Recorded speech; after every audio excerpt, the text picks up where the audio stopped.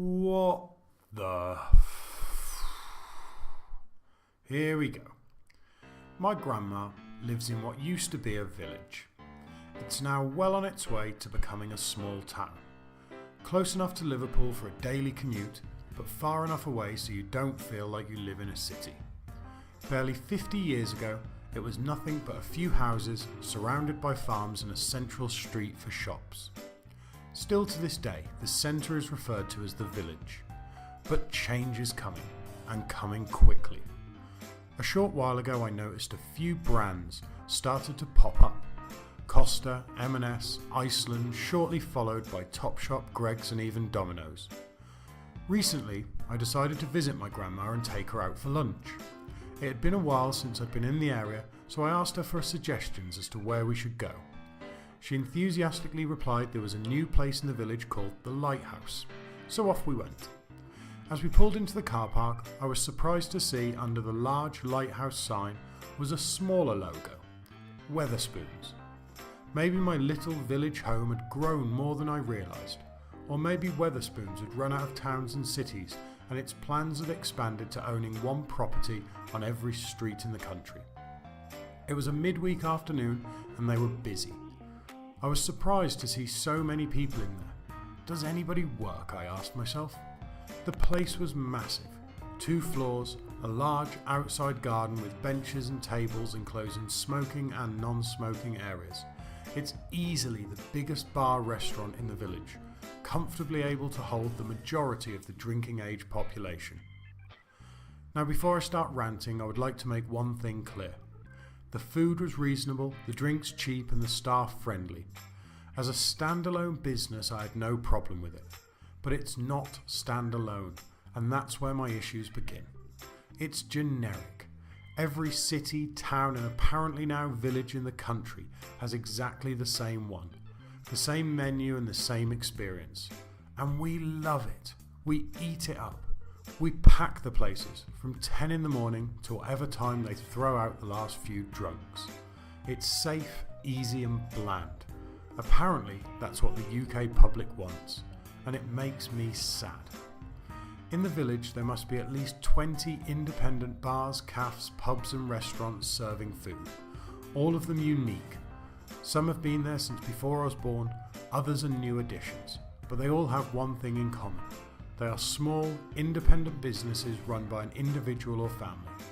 The business is their life. It supports them, feeds and clothes their family, they put their heart and soul into it. But it would appear we have a fear of the unbranded, the unknown risk. We would rather have something predictable. We want to know what we're going to get every time, even if it's only a 6 out of 10.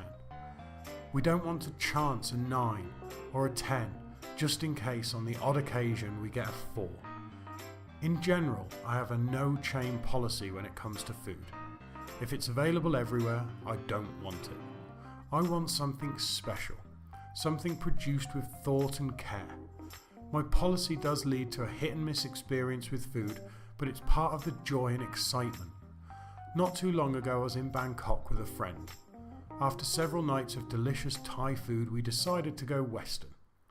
After a short search we found a clean, modern looking restaurant called Little Italy. It was one of the worst culinary experiences of my life. Everything was terrible. Our first orders they didn't have. They brought the wrong drinks. My ravioli was far worse than a tin of Heinz, and it was the most expensive meal of the holiday to boot. But it was also the meal we talked about the most. Despite the disappointment at the time, the next morning with bellies full from the hotel all-you-can-eat breakfast, we laughed about how unbelievable it was. The fact that every possible thing that could have gone wrong did. It was a disappointing meal, but a great experience. And this is the point I want to make. If whenever you go out to the same branded warehouse of nondescript brandless, whether it's Wetherspoons, Nando's, Pizza Hut, Pret or Burger King, you're eliminating risk. You know what you'll get and you know it's safe, but you're losing the thrill of rolling the dice, of the unexpected find, the hidden secret, the chef with a passion and personal touch. Yes, you might get the odd rotten egg, but it's worth it when you find the golden goose. The second issue that worries me is business. If we don't support local businesses, they will fold. I said earlier there are at least 20 places to eat in the village. They are all small, just a few tables that need to be full for most of the day to keep the business afloat. They don't have corporate sponsorship or brewery promotions. Their income needs to go further than a salary. It needs to stretch to the whole family. Every time I saw someone walk into Wetherspoons, my heart sank, wondering next time I visit the village, will there still be 20 places to eat, 10 or even 5? How long before there's no point in visiting anywhere else in the country other than your hometown? Because in reality, they will all be the same. It may sound extreme, but it's the logical conclusion of what's happening. In my 35 years of life, I've already seen a change. Visit Liverpool, Norwich or Bristol and see the same food court in the same mall with the same restaurants. If you were blindfolded and dropped into one of these places, you would have no idea which city you're in.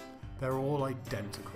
As more of our money is pushed into these massive commercial clones, uniqueness disappears. A few years ago I visited Leicester and had one of the best meals of my life at a restaurant called the Almanac. Nothing fancy or expensive, but it was different. Dishes I'd never seen or tried, new combinations and tastes.